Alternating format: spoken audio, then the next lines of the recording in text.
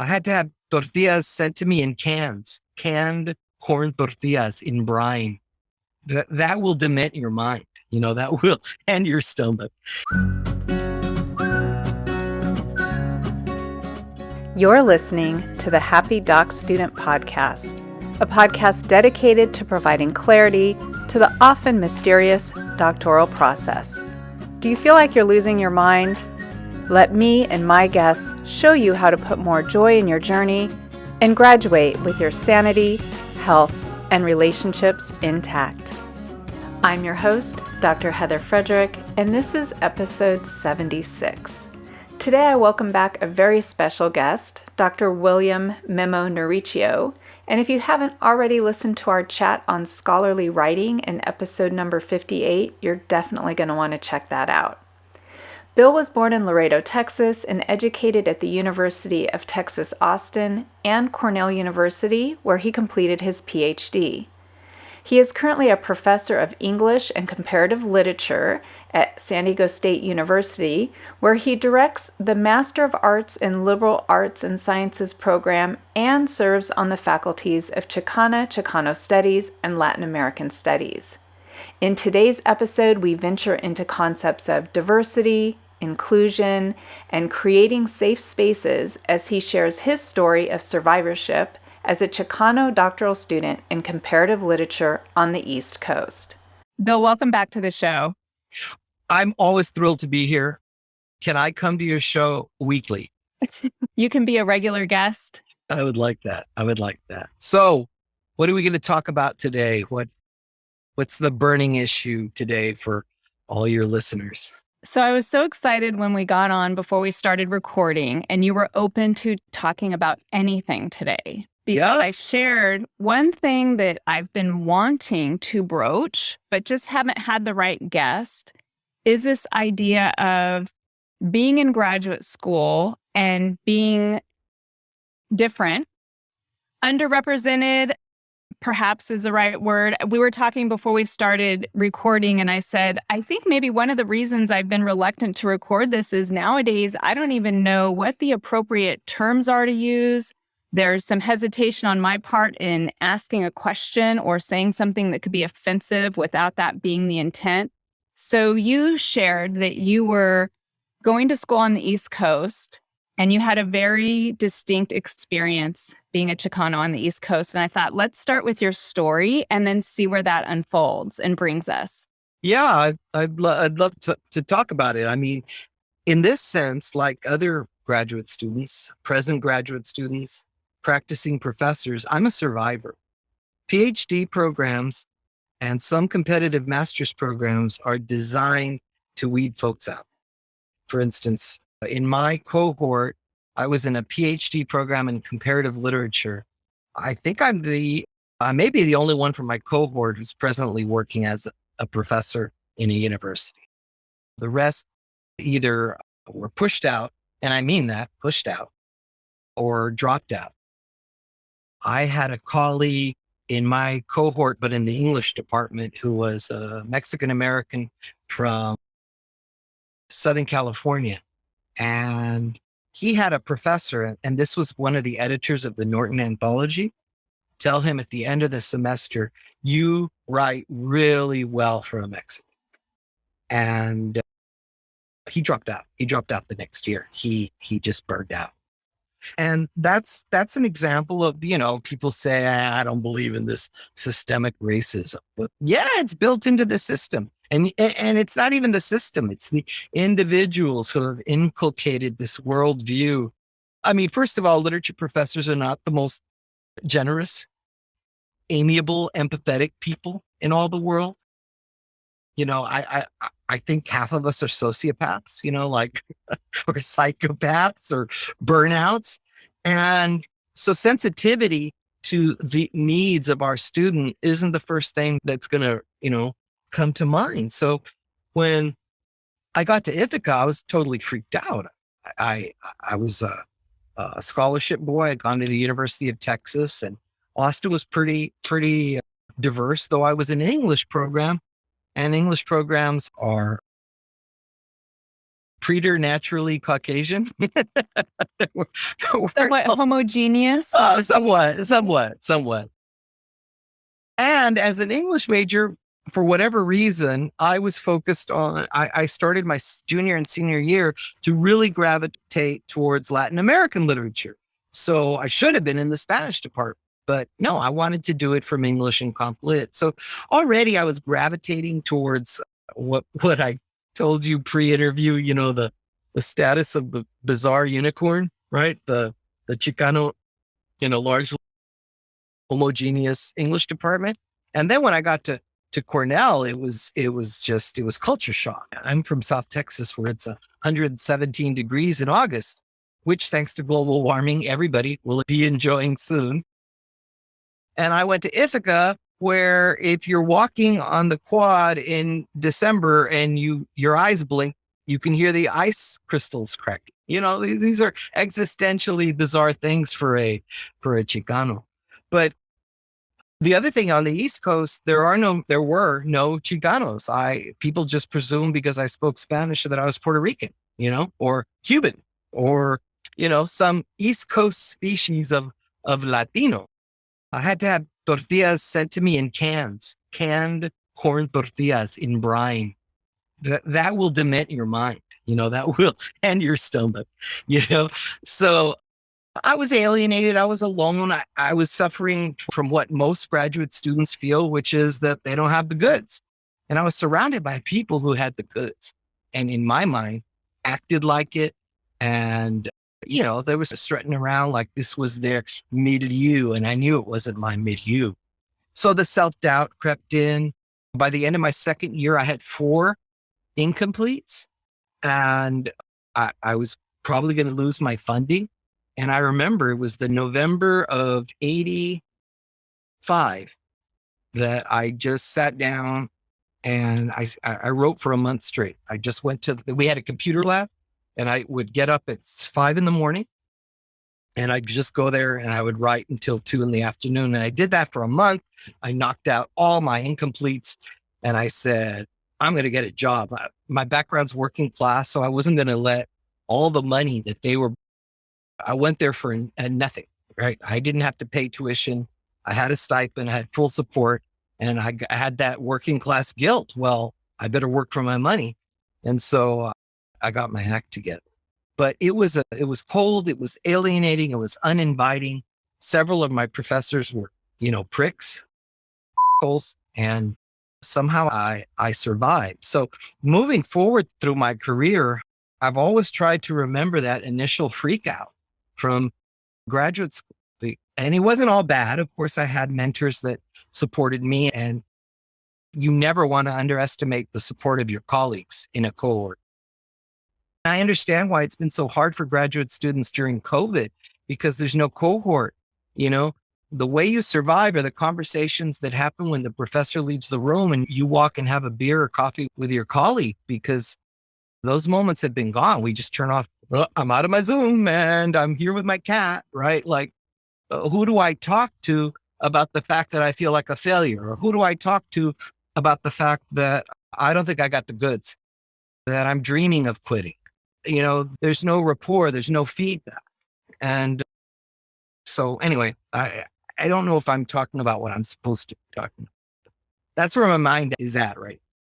Well, you brought up a number of things I would love to spend some more time on. So the first was, you mentioned you moved from Texas, you went to the East Coast, and you found it uninviting. You had a culture shock. There was the weather. There was that whole thing. I came from Southern California, went to Massachusetts for my graduate work. So I had the cold thing too. While you were talking about the East Coast, I distinctly remember coming as a Southern Californian and so excited to befriend my peers, and everyone seeming so cold and standoffish to me. And so I invited some of my cohort over to my place. And after a couple of glasses of wine, I said, hey, it feels like people aren't as nice here. Nobody smiles. You're walking across campus and someone catches your eye and you smile and they don't smile back. They just look down and they're like, well, yeah, if someone smiled back at me, that would be weird. Right? There was this East Coast, West Coast thing that was transcending any sort racial ethnic group. And they said, but here's what you need to know, Heather. Once you're in, we will be loyal with you till the end. And I do have friends that I went through school with, but that we're still friends today. But it was one of those things that I didn't expect. So here I am, not a Chicana on the East Coast, and you're recollecting some of your experiences. And I remember very much feeling unwelcome and that it was uninviting. So I think that's interesting. Yeah, my closest friend turned out to be this beautiful man, this a gay man from England. He's passed away recently, Andrew Hewitt, and we were inseparable. Oddly enough, a Chicano from South Texas and a Brit from England. We were we co-unicorned. We were even talking about we were going to infiltrate a fraternity, try and infiltrate a fraternity, and then write a collaborative piece on our adventures as first-year frat boys. And he was my refuge and my salvation. We were also very competitive against each other. We drove each other. He was incredibly patronizing, as only a British person can be. And he upped my game significantly. And he was never respectful of me being minority or anything. He just saw me as a mate. And it was healthy for me, I think, to hang out with him and kind of steal some of that, I guess, that colonizer's mentality. It's a really funny thing because I'm one of these minorities who never had a minority experience until I left home, because Laredo is 99% Mexican American. I didn't grow up with a minority consciousness. Everybody was Mexican. Even the gringos were Mexican because they had to speak Spanish or they would not thrive. Laredo's a business town, import export. And so everyone spoke Spanish because it was in their interest to do so. So anyway, when I got to first UT Austin, I began to experience the minority consciousness thing. And then in Ithaca, I guess I was intellectually developed enough so that I was able to fight it. Because you do have to fight it. When you internalize the anticipation of failure, you have to find the will to fight it. And at that moment, I know with identity politics, you might think, well, you're in solidarity with your community, and that certainly can help you. But in grad school, the thing that's going to help you is solidarity with your field. You have to publish, you have to go to conferences, you have to do the work of looking like a scholar, and then you wake up one day and boom, you are. It sounds like having the support is huge. Yes, the support of, but also the support of people who don't pander to your shit. We, especially in the humanities, we have a tendency to romanticize and turn our suffering into an epic. And we're really articulate at doing that. But what we don't realize is that we hurt our progress in the process because we're so taken with the story of our put upon itness that we don't finish. We drop out, or we say it can't be done, or there's no jobs on the market, which is the latest thing, right? There's no jobs in the humanities. The books are over. The humanities are dead. And, no, we've never needed more articulate writers in the era of fake news. We need incisive critics. We need dramatic intervention by people for whom words matter. And that cuts across fields, not just literature. We need great sociologists. We need great people in management who are not just focused on profit in the next quarter. That mentality, which drives everything. The neoliberal economy is killing culture. And we're either going to wake up to it or Putin's going to put a thermonuclear bullet through our head. Well, let's be optimistic. Yes. Here. And I want to go back to a little bit more this relationship with Andrew, because you said something really interesting. You said something along the lines of, he didn't care how you were presenting, that you came with darker skin. You were just a mate. Yeah, we were mates. I don't think his ghost would be mad at me. It probably will. I'm tentative because his ghost might come screw with me for sharing things, but he didn't have the easiest. I mean, you would think Brit, ruling class, colonial. No, he came from very humble circumstances, working class in England, and raised himself up to become what anyone on the outside looking in would say, oh, wow, he just walked off the set of Downton Abbey, right? And not the butlers. I'm talking about the ruling class, but he wasn't. He was working class. And I couldn't read those signs. You know, I'm a typical dumb American. I can't read class the way the Brits do and the way Mexicanos from DF do. I couldn't read that. I just thought, oh, I heard the accent. Oh, jolly good. He must be a friend of the Queen, you know? And so both of us were kind of like misfits who had overachieved. We were very aspirational, very intellectual. That's the one thing we had in common, I think. You can't be, this is something I tell my grad students, you like this. You can't apologize for being an intellectual. Now, we're in the United States where intellectuals are the butt of every joke in mass culture. You can't turn on a sitcom without I was just thinking about the guy in Friends. What's this? Ross, an insufferable intellectual, right? They're insufferable, they're pedantic, they're narcissistic, and that's true we know that's true of a lot of professors, but most of us are just here to help. I was saying this the other day. I was giving a lecture in San Jose. We're here to provide the terrain for individual epiphanies. And that includes self-discovery, but it's more basic than that. It's about the epiphany of discovering something new in your field that you're going to share with others, right? And I was telling my grad students, we have a paper due, and they want to know how many references should they have in their paper. And I said, well, 10 would be good for a 15-page paper, but 20 is more better. and I told the undergrads, 3 is enough. But if you only use 3, I'm going to look down my nose at you, with my pompous English professor worldview. So I don't even know how I got started on this. The theme here is if you're in graduate school, you like to think about things.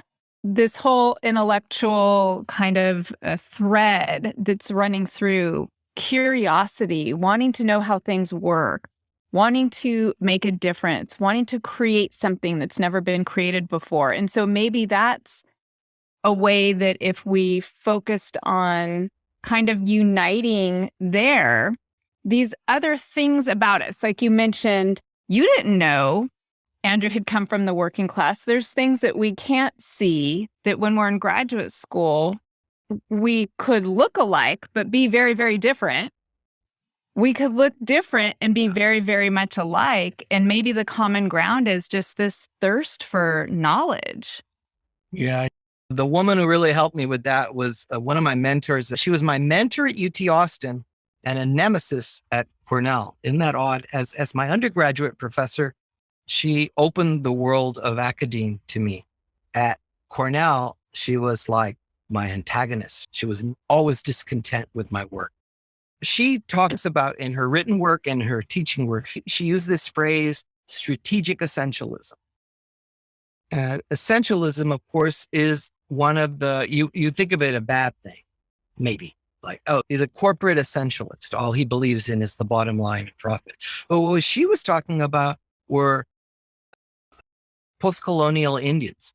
And that is that in order to survive the hegemony of colonization, that the agents, that is the colonized subjectivities, had something called strategic essentialism, which would mean that you had a kind of tactical view of your, let's say, of your identity. I'll speak about myself. I'm not always a Chicano. Sometimes I'm a guy who's drinking beer, watching an NFL game.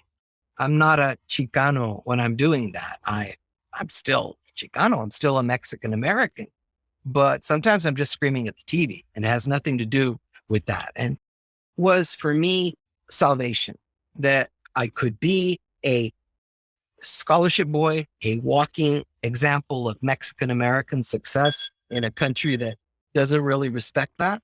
But I could also just be myself, a second year graduate student in an Ivy League school trying to survive the rat race. You brought up the word curiosity. Maybe this is a good time to show something because these are all theories and experiences and anecdotes. And I guess I'd like to show, and I'll talk to your listeners, but I'll show your viewers on YouTube. Okay. I'm not discriminating against you listeners. I love your ears. Okay. But I'm going to show just a couple of quick examples of how my graduate program, sorry for all the sounds in the background. Okay. So what you would see, dear listener, if you were watching on YouTube, which you must, is the corporate, all universities are into university branding. So they forced me to have a standard issue webpage for the MALIS program, my interdisciplinary studies program at SDSU. And you could see the top of the page is all standard issue stuff, SDSU, Master of Arts and Liberal Arts. But then I got to design the page, and I'm a graphic artist. So the first thing you'll see is I'm using like Soviet era iconography. I've got Black Lives Matter. I've got a Chicano power flag. And that's so that anyone who comes looking for interdisciplinary studies and lands here will feel at home. There's a mesh of word and image. And what is MALIS? MALIS is the MA in curiosity, right? But the actual page that I designed for our program is much more eclectic. And now, dear listener, I cannot do this page justice. You land on the MALIS homepage and there's robots dancing. There are light bulbs floating in space. There are walking digital men. There's a giant eye. The background actually comes from Jack Kirby, a cartoonist. This is a dot design that is associated with Marvel Comics explosions, right? This is my program. This is how I invite people to our program. And I would say half of the students that come into our program, they come in because of the webpage. So this is just an example of how we make people feel welcome, and how other listeners of yours who are running graduate programs, you actually have to fight against the bureaucratic man or woman, because they're out there, to ensure that the program that you believe in is the program that you're giving to the world. So I try to do that both in the corporate side and our personal departmental side.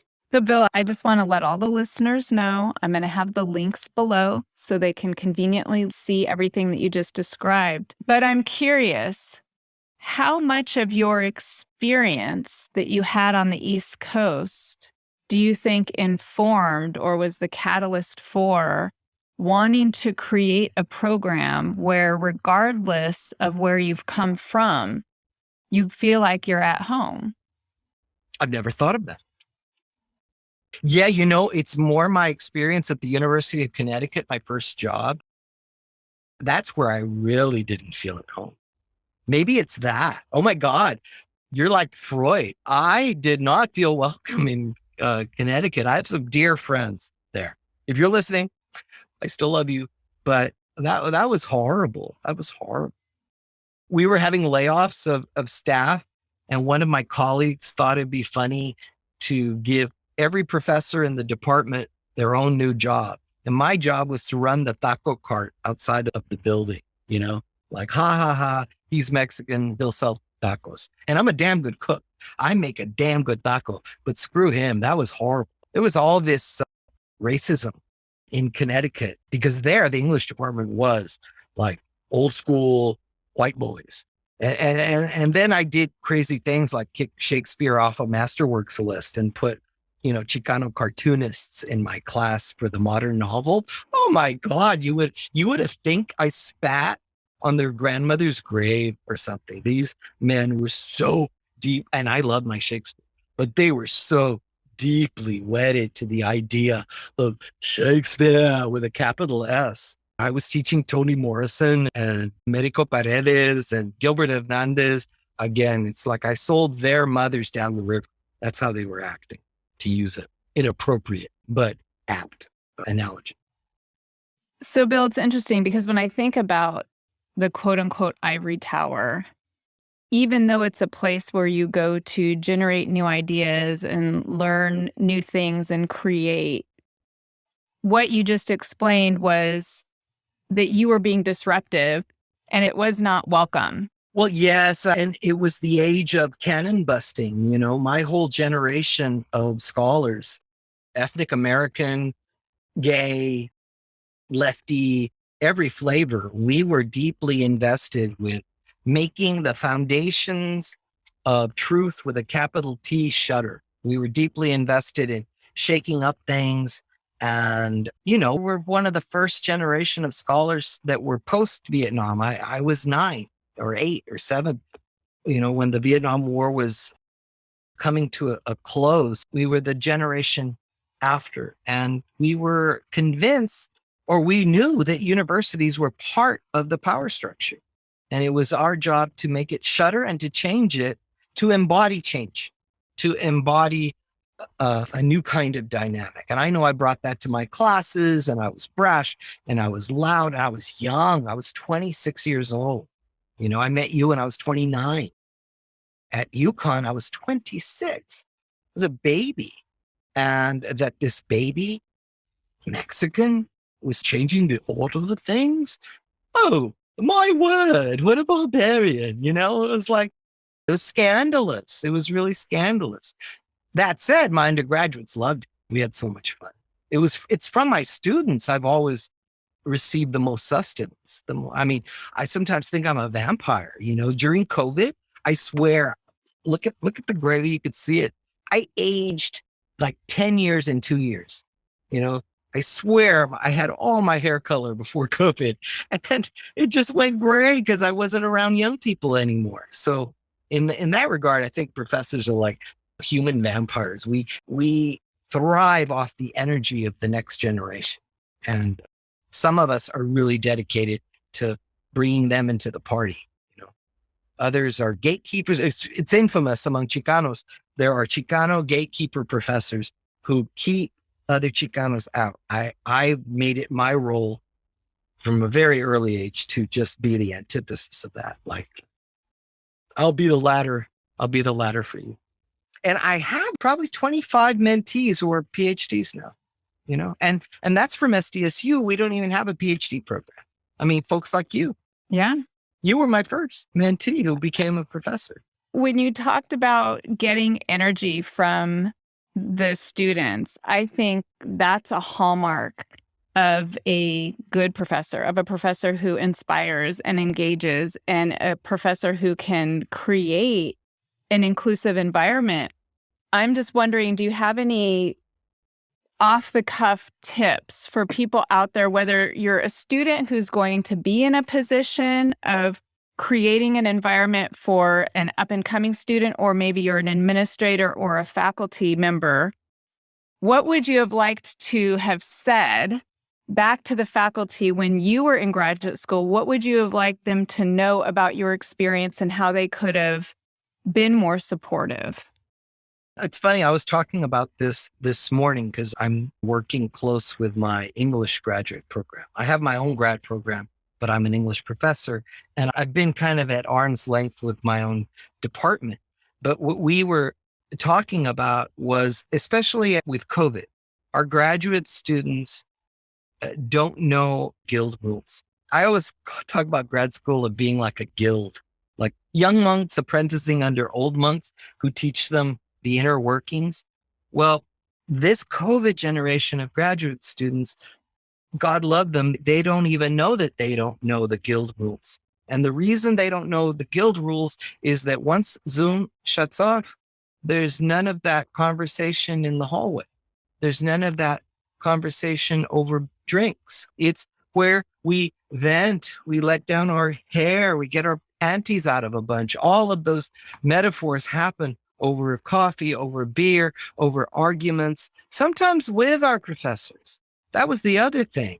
That's gone now. I guess the thing that I would have valued more were just to see efforts, even if they don't go, which they don't anymore. Invite your students to join you at art openings, or if you're giving a lecture locally, invite them to it. The social dimension of the intellectual for me is everything. And I think it's the thing we do worse. I think that a lot of us have no grace or social skills, and that we alienate the very people we are paid to mentor. And if we're not deeply invested in the guild, in this thing that we do, we'll get out of the way, because there's thousands of PhDs who are not being hired, and you burnouts just need to quit. Do you hear me? Quit. A lot of old farts need to get out of the way and stop hurting people. If we did that, I think Chicano, Black, trans, they'd all thrive. They'd all thrive. I think this idea of just making an effort really struck me. It's so simple, but so profound if you just make an effort. Yeah, and you've got to be brave too, because other folks aren't going to like it. I brought wine to seminar once, and this woman turned me into the president the week that my tenure was on the president's desk. So it was really bad timing for me to indulge in being friendly. I taught by candlelight in a seminar room. I took all my graduate students out for these performance artists that were on SDSU's campus. It was quite a scene, because they were doing this ritualistic dance nude with candles, and oh my God, sometimes you have to take people out of their safe space in order for them to know it's safe to be human. And once you establish that trust with your students, you have no idea how far they'll go. They just need to know that people believe in them, but they don't know that if you don't let your hair down. It's a tricky razor's edge. And I have to say, post Me Too, cuidado, be very careful, be very respectful. The thing I've learned, I have sort of a sense of humor. I don't know if listeners can tell. Your jokes don't always land. Funny, not everyone likes funny. In fact, some people are, terrified of funny. And so you got to move very slowly, very carefully, and with a lot of sensitivity. And I think that's a key point.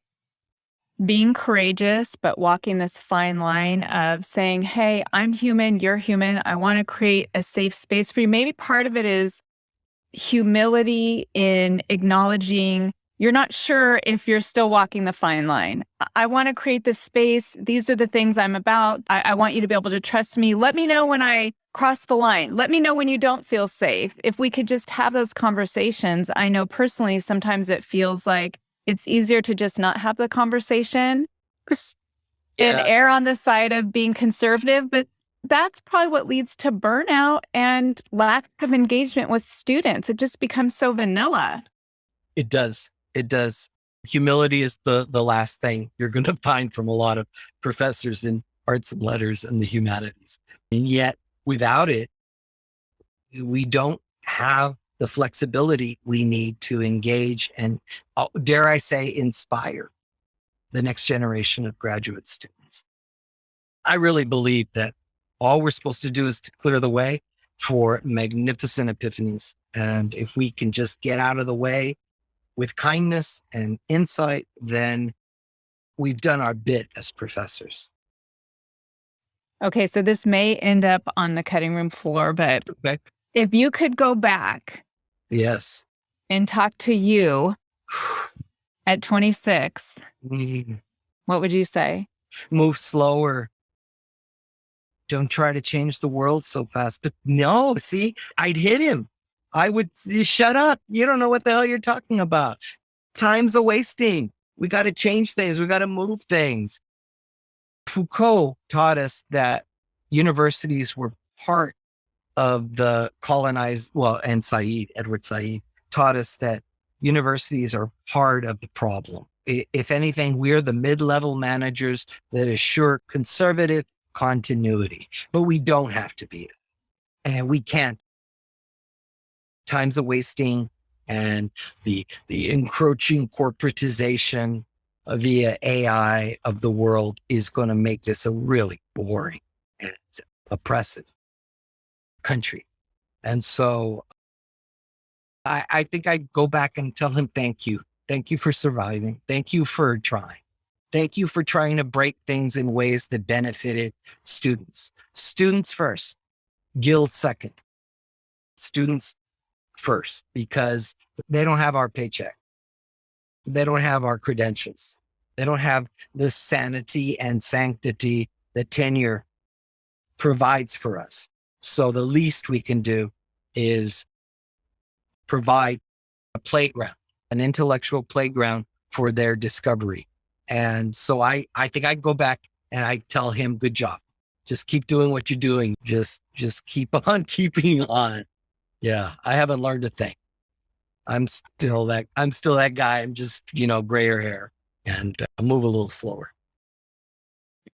Well, Bill, thank you so much for spending time with us again today, and I can't wait to have you back. Thank you for giving me the opportunity. And dear listeners, thanks for listening. And check out the YouTube. Yeah, hit the links. Thanks so much for listening, and I look forward to connecting with you on the next episode.